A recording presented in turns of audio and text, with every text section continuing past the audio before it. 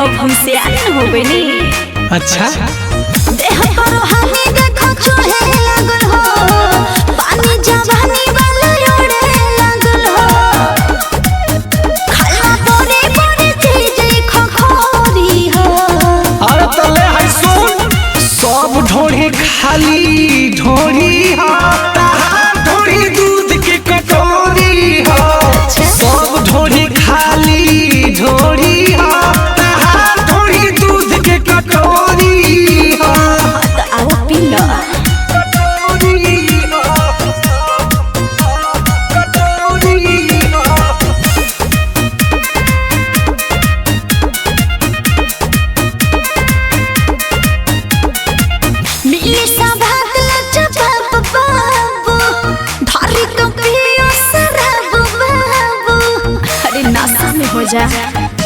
अच्छा देख जोश मद होश करबो, लगे गोरी की बेहोश करबो। अरे ना हो, सब लइकन के है कमजोरी हो, बुझला।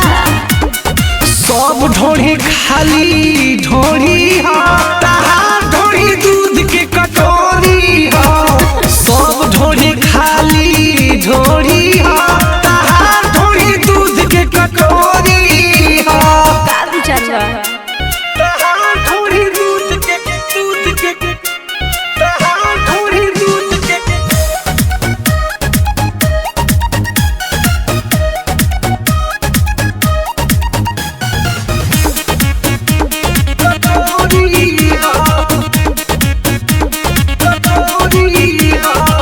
आज तो बनल मीजा जेबा, खाला के सन मलता जेबा।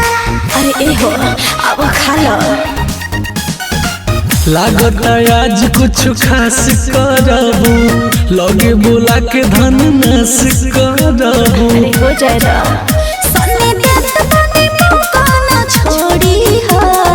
अरे हम तो खोजते बन। सब ढोढ़ी खाली ढोढ़ी हो, ढोढ़ी दूध के कटोरी हो।